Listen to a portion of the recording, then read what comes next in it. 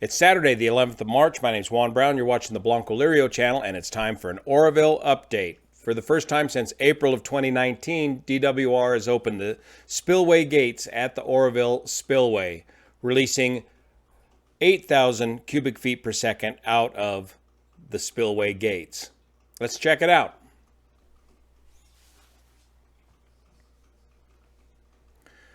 Right now, Oroville is releasing a total of about 15,000 CFS in an effort to make a little bit of room, or at least maintain the room in the reservoir at its current level in anticipation of the atmospheric river that's coming on Monday and Tuesday. So they're releasing 8,000 CFS out of the Spillway, and the remainder, 7,000 CFS, is coming out of the Hyatt power plant. Remember, the Hyatt power plant has those 6 turbines, and they have a total capacity of about 17,000 CFS out of those 6 turbines if all 6 turbines are operational. Usually they keep one of those turbines out of operation for rebuild. One is constantly getting rebuilt. So here they are yesterday, opened the gates yesterday to the Spillway, all 8 of them. You can see that water hitting those dentates down below the diffuser blocks. It helps diffuse all that energy into the Thermalito after bay. Just as a point of reference, remember this spillway is 3,000 feet long, about 180 feet wide, and drops down about 500 feet in elevation. And that Thermalito after bay right here, let's freeze that.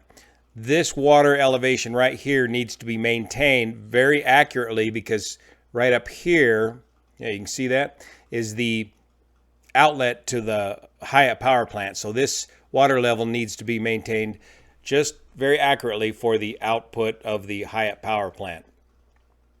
There's the green spot.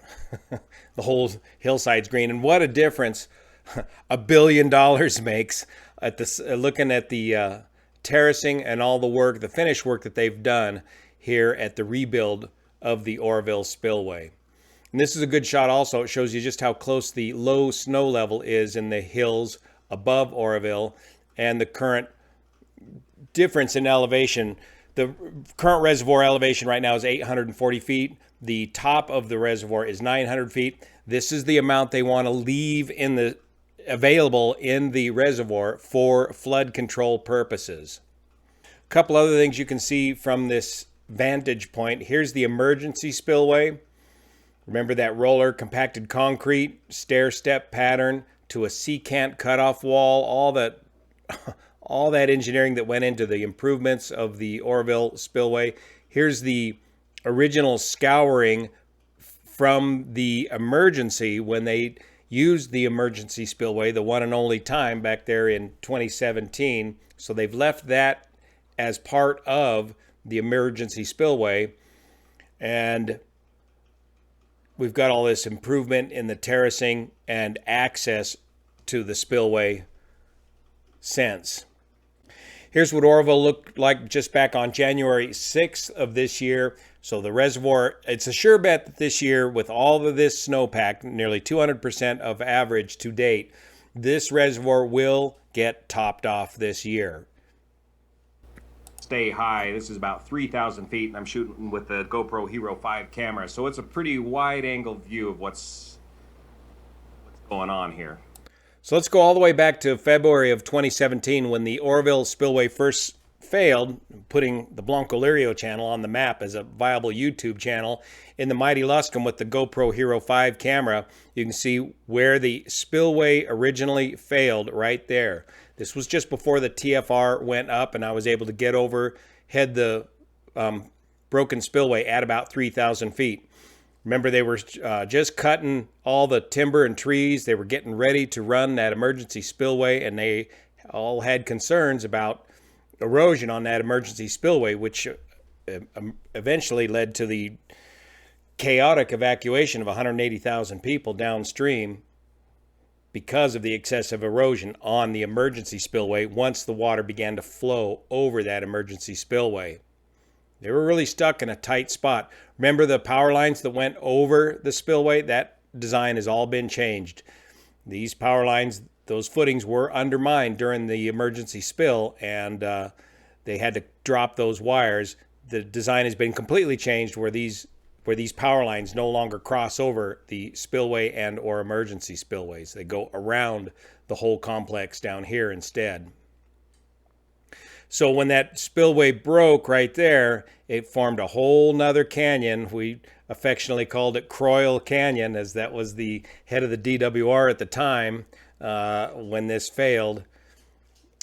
And the big concern was how much head cutting erosion was this thing going to take? Would it come back to all the way back to the spillway gates and attack the spillway?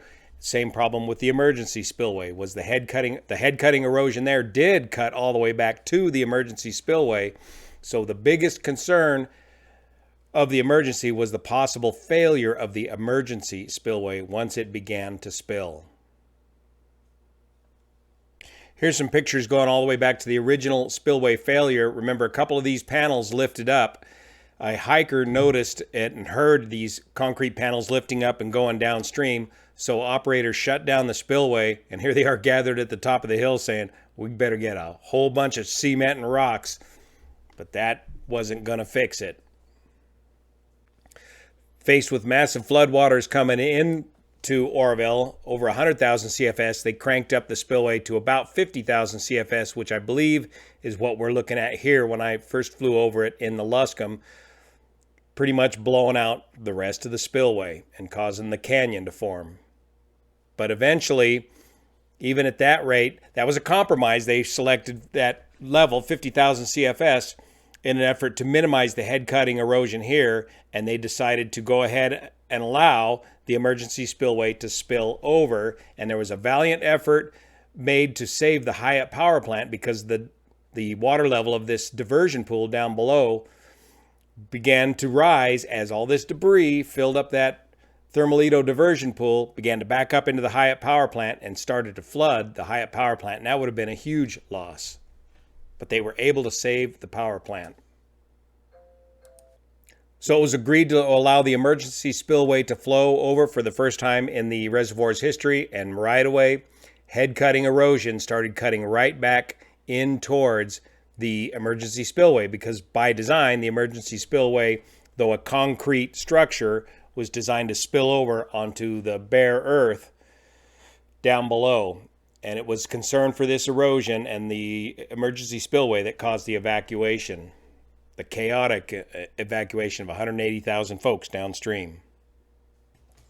So the flow out of the main spillway was increased to get the water level back down below 900 feet and get the water off of the emergency spillway, demolishing the remains of the main spillway.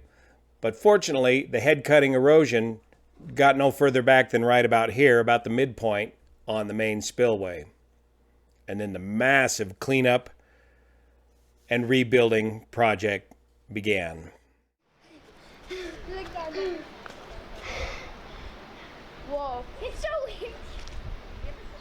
Pete, what are you looking at? The Oroville Dam. Yeah, that's right, the Oroville Spillway. It's amazing. Isn't that something? Yeah.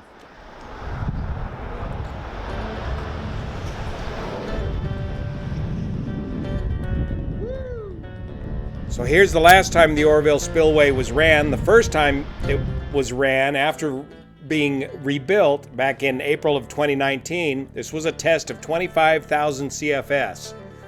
And it is impressive. It blows wind and water all the way across the diversion pool to the road across the street where we were watching this spill back on that day.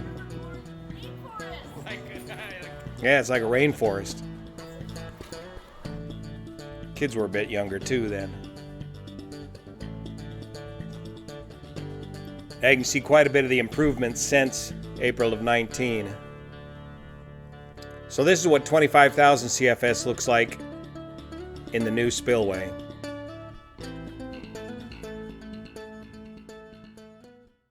Here's the almost current data from the CDEC on Oroville. Inflows on this column here have been about 5, 6, 7,000 CFS, up to 14,000 CFS here recently. Outflows have been minimal, about 1,000 CFS, just running the Hyatt power plant a bit, allowing the reservoir to fill up to 840 feet. Now they're going to match that inflow of 14,000. They're going to, with about 15,000 CFS out, and just maintain this reservoir right around here, around 840 feet, while they wait for these atmospheric rivers to pass by and see how the reservoir level does, leaving room for flood control. Because there's plenty of snow up high to fill this reservoir up now this season. Now, some folks are concerned about the atmospheric river, warm rain coming and impacting all the snow in the high country. Again, this snow tends to absorb this water. It doesn't just melt it all off in a sudden flood. I got an interesting email from a retired hydrologist, meteorologist who enjoys the Blanco Lirio channel, Larry out of Seattle, Washington, and he says it takes a lot of rain, about 5 to 10 inches of rain, to melt a foot of medium density shallow snowpack. When a warm AR brings rain and snow, there's snow melt contributed to the runoff, but it's minor compared to the rain. Typically only 10 to 20% of the runoff is snow melt, sometimes less, sometimes a tad more. Heavy rain always drives the flood, not so much the melting snow. So while we got steady light rain and drizzle and mist out here today, Mark Finan, be sure and subscribe to his channel, The Blanco Lirio Effect here. He went from 400 subscribers to nearly 3,000 subscribers overnight, thanks to you guys and his excellent presentation here. As of yesterday, he's showing the number 2 AR, the second atmospheric river, hitting us about Monday or Tuesday. And as of yesterday, it was looking like the third AR may fizzle out on us here in Northern California or may sag to the south. So stay tuned to Mark's excellent YouTube channel, Weather Forecasts, where he pulls out all the tools and explains to you in exquisite detail what's going on with the 7-day forecast. And that's going to drive the actuation of the spillway gates at reservoirs throughout California. Thanks so much for your support of this channel, especially the folks over on Patreon that make this content possible. When I get the internet back, I'm going to get Patreon back up and running correctly. It's a little bit messed up right now. Thanks for bearing with me. It'll be about another week without internet. See you here.